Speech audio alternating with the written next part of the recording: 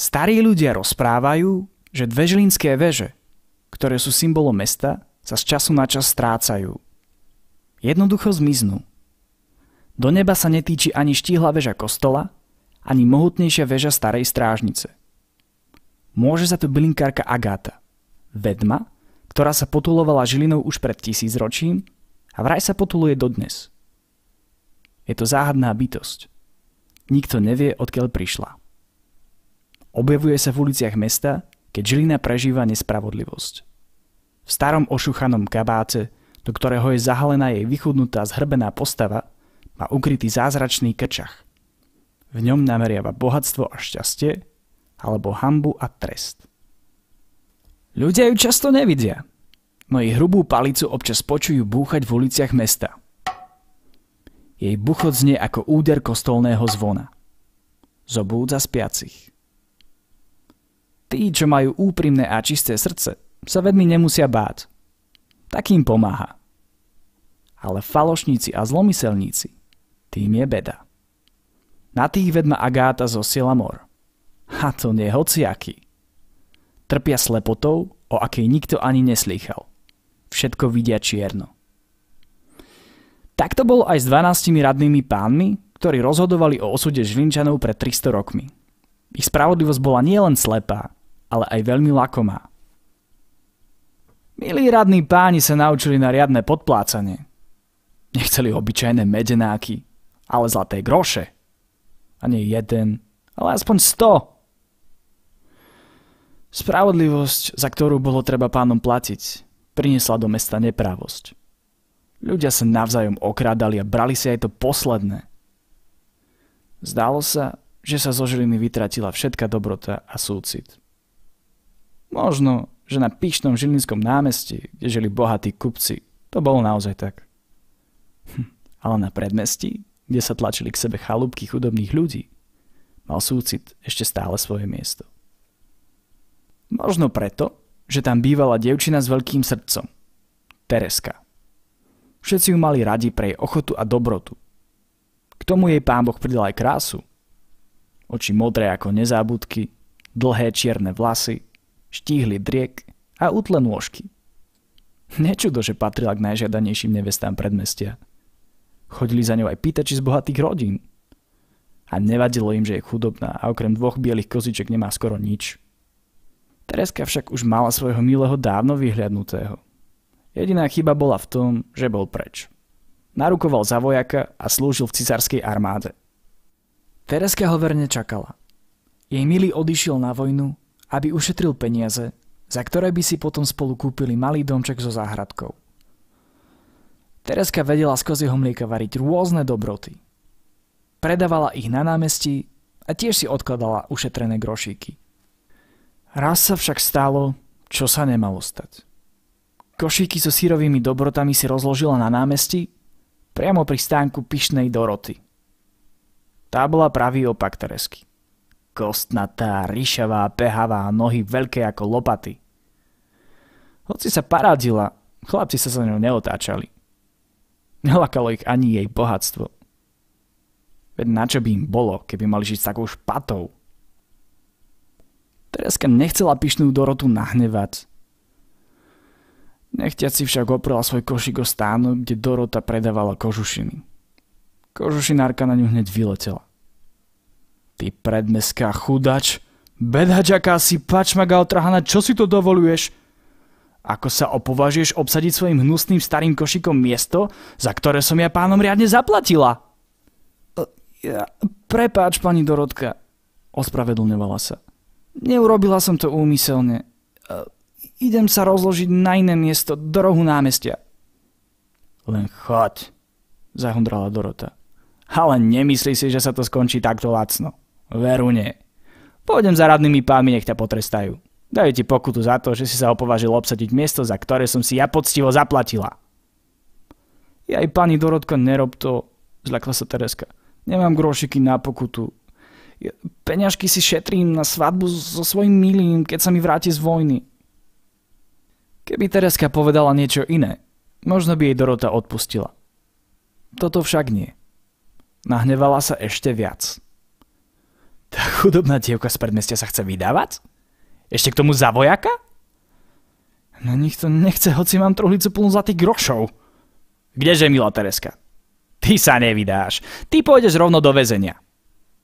Dorota sa vybrala na radnicu a tam sa na Teresku posťažovala radným pánom. Tí jej síce príliš neverili, lebo poznali Teresku ako slušné dievča. Avšak najmladší radný pán ju dokonca pred 3 týždňami pýtal za ženu a vtedy mu Tereska dala košom a on sa na ňu nahneval. Čiže teraz mal príležitosť prinútiť ju k svadbe. Zašiel za ňou a hovorí jej: Počuj, ak sa za mňa vydáš, prihovorím sa v tvoj prospech. Nikto nebude súdiť ženu radného pána. Budeš sa mať u mňa dobre. Nie, ďakujem. Ja sa budem mať dobre len po boku svojho milého. Odvetila mu milo Tereska. Nechcem vám ublížiť, radný pán, ale musíte si nájsť inú nevestu. Po takýchto slovách bol rozsudok istý. Ak nemá byť Tereska jeho žena, tak nebude nikoho. Radní páni, ktorých Dorota podplatila 2 mešcami zlatých dukátov, určili Tereske strašný trest. Mali ju zhodiť z veže. Ráno pred popravou zobrali dráby nešťastnú Teresku z domu. Keď ju viedli ulicami mesta, všetci plakali. Veď toľkým ľuďom pomáhala. Na námestí sa strhla trma vrma, všetci chceli Teresku naposledy objať a poďakovať jej. Nikto si nevšímal starú zhrbenú žobráčku, ktorá sa z ničoho nič objavila v dave. Opierala sa o starú bakuľu. Tvári spod kabáta takmer nebolo vidieť. Kráčala spolu s ostatnými. Na námestí čakal na Teresku Kat, ktorý ju mal zhodiť z veže. Zlomyselná Dorota sa s úsmevom na perách na všetko pozerala. Tak ti treba, vykríkla. Chcela si sa vydávať, sa mať pekný dom. Teraz bude tvojim ženíkom smrť a tvojim domovom hrob. Všetci stíchli a ustrašene sa pozerali na Dorotu. Kde sa v nej berie toľká zloba? Kat medzi tým vyvedol Teresku na väžu. No skôr, než ju stihol zhodiť, ozval sa neznámy mohutný hlas. Rozliehal sa celou Žilinou. Potrestám toto mesto, keď trpí toľkú nespravodlivosť. V tom zadunil buchot hrčavej bakule. To palice starej žobráčky silno udieralo o dlažbu ulice. Nad mestom sa objavila čudná a hustá hmla. O chvíľu všetko zahalila. Nebolo vidieť ani na krok. Zmetení a vydesení ľudia sa pýtali jeden druhého. Čo je to? Čo sa deje? To tetka Agáta, vykríkol ktosi. Preklela naše mesto, lebo sme chceli popraviť nevinnú Teresku. O Bože, čo teraz? Čo sa s nami stane? Prosme tetku Agátu o zmilovanie, nech trest padne iba na vinníkov, nie na všetkých. Všetci si kľakli a naťahovali ruky tým smerom, kde predtým stála stará žobráčka. Cez ústup hmlu ju nevideli. Agáta však videla na všetkých. Rozhodla, že bude tak, ako chcú. Potrestá iba vinníkov. Znovu zabúchala svojou hrčavou palicou. Oblaky hmly začali pomaly stúpať. Keď hmla zmizla, prekvapení Žilinčania zbadali Teresku. Stála na jednom obláčiku. No ten nestúpal hore, ale klesal dole, medzi nich. Len čo sa ocitol pri zemi, rozplynul sa. Tereska podišla k starej žobráčke. Ďakujem, tetuška, zachránili ste mi život. Neviem, ako sa vám odďačím. Len ma pozvi na svoju svadbu. Pohľadila ju vedma po bielom líčku. Ale pravda, že tetuška, sľúbila jej Tereska. V tom niekto zakričal. Pozrite sa, pozrite! Všetci sa obzreli. Na mieste, kde predtým stáli 2 žilinské veže, nebolo nič. Zostala tam len prázdnoté a biele obláčiky hmly. Čo sa stalo?